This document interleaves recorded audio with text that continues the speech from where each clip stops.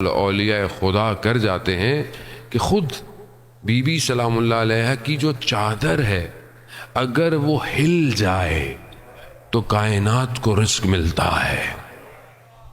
وہ ایک چادر اس کمال پر ہے کہ وہ ہم شاید میں بتا تو رہا ہوں کہ ہم لفظوں میں صفت کو بیان کر ہی نہیں سکتے.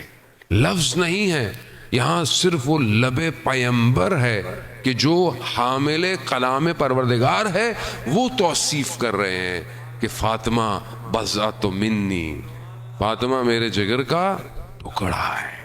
جس نے فاطمہ کو ناراض کیا اس نے مجھے ہی کیا، اور جس نے مجھے ناراحت کیا اس نے خدا کو غضبناک کیا، اور جس نے فاطمہ کو خوش کیا اس نے مجھے خوش کیا، اور جس نے مجھے راضی کیا اس نے خدا کو راضی کیا. یعنی کنیکشن اتنا مضبوط ہے کہ الہی معاملہ ہے.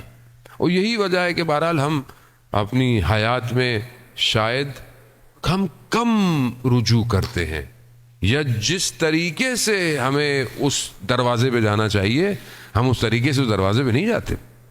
یعنی جو اس دروازے کو اللہ نے اختیار دیا ہے ہم خود ہم ظاہر ہے ہمارے پاس اتنی انفارمیشن بھی نہیں ہے، نالج بھی نہیں ہے، معرفت بھی نہیں ہے، پھر بہرحال ہم دنیا میں ڈوبے ہوئے لوگ ہیں. میں خدا نخواستہ آپ کو نہیں کہہ رہا، اپنے آپ کو کہہ رہا ہوں، ہم دروازہ کھٹکھٹا بھی نہیں پاتے اس طریقے سے. جو یہ در ہے، درد جو جس کے اندر ولایت لبریز ہے، وہ کہ جس میں عبادت اس اوج پر ہے کہ خدا ملائکہ پر افتخار کرتا ہے کہ دیکھو کس طریقے سے میری کنیز میری عبادت میں کھڑی ہوئی ہے. یہ آسان نہیں ہے. ایک شخص نماز پڑھے، عبادت پڑھے، کیا ہو سکتا ہے؟ اس کا چہرہ نورانی ہو جائے گا اور اس کی گفتگو ایسی ہو جائے، لیکن آدمی ایسی عبادت کرے کہ جسے مدینہ کے لوگ دیکھیں کہ ہر نماز کے اوقات میں ایک الگ نور ہے جو گھر سے نکل رہا ہے.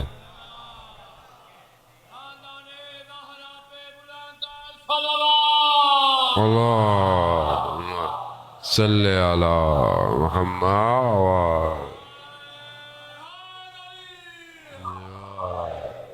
یعنی آخر وجود میں ایسا کیا ہے کہ جب وہ خدا کی حمد اور ثنا کرتا ہے یا رکوع اور سجود میں جاتا ہے تو ایک ایسا نور ہے کہ جو دوسرے عالم کی طرف پرواز کر رہا ہے. وزان محترم، بہرحال یہ توصیف اور یہ وصف اور یہ تعریف اس لیے ہے کہ پہچانے کہ یہ کون ہے. اور اس ظاہر ہے، لیکن کیا کریں، روایات معصومین کی ہیں، وما ادراک ما لیلۃ القدر. تم لیلۃ القدر کو درک نہیں کر سکتے.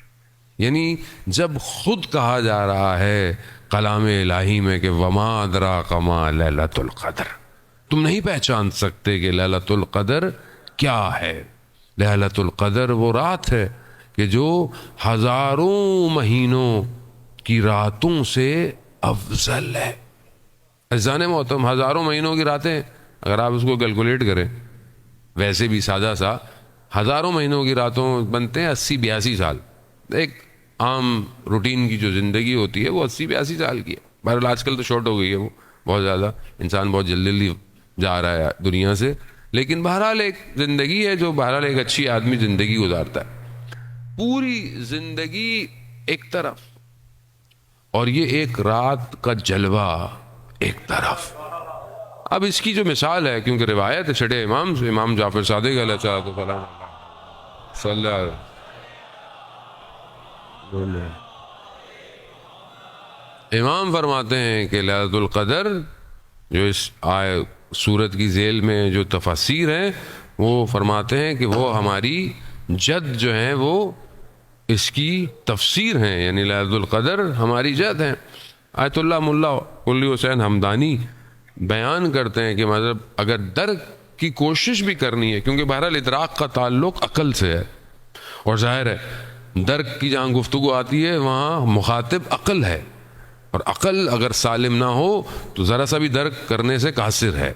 بہرحال سالم عقل کیا ہوتی ہے، کیسے ہوتی ہے، میں اس پہ روایات ایک مفصل ہے، وقت ملا تو آپ کی خدمت میں بیان کروں گا. لیکن یہ جو ادراک ہے، وہ کہتے ہیں کہ اگر تم سمجھنا چاہتے ہو کہ یہ ادراک کیا ہے، تو انہوں نے بڑی خوبصورت مثال دی جو کہ ہم سنتے رہتے ہیں، لیکن انہوں نے اس کو بڑا خوبصورتی سے بیان کیا. اور وہ کہا کہ وہ کربلا میں آپ کو نظر آئے گی.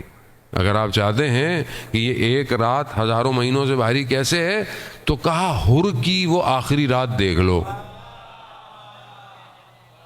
حر کی وہ کہ جس نے خود روکا کاروان کو، جو سبب بنے کہ یہ جو ہیں وہ خیمے یہاں لگ جائیں، مگر آخری رات حر نے اس کو درک کیا اور دوسرے دن حر علیہ سلام ہو گئے. اب آپ وہاں دیکھیں کہ درک کہاں سے ہے کہ جب روکا تو امام نے کیا فرمایا، حر تیری ماں تیرے عزا میں بیٹھے، تیرے غم میں بیٹھے. حر نے جواب دیتے ہوئے کیا کہا، یہ ہے وہ قطرہ لیلۃ القدر کا کہ جسے توفیق ہو جائے. حر نے کیا کہا آپ کی ماں کا وہ مقام ہے کہ اگر کوئی اور ہوتا تو میں جواب دیتا، لیکن آپ کی والدہ کا وہ مقام ہے کہ میں کچھ کہہ نہیں سکتا. یہی ایک احترام کا قطرہ حر کے وجود کو وہ پرواز کروا گیا. جانے محترم، مطلب آپ سمجھنے کو، وہ خود خاتون کا مقام میں نے کہا کہ ہم توصیف نہیں کر سکتے، لیکن آئیے کہ جہاں اس قطرہ نور نے اپنا جلوہ دکھایا، حر کو ہم آج تک سمجھ نہیں پائے. آج اتنے 100 سال گزرنے کے باوجود حر ابھی بھی پرواز کر رہا ہے. آج لوگ حضرت حر کے روزے سے توسل کرتے ہیں. حوضہ علمیہ قم، آیت اللہ عراقی بیان کرتے ہیں کہ میں جب کربلا سے آ رہا تھا تو میں نے حضرت حر کے روزے سے متصل ہوا تو حوضہ علمیہ قم بنا.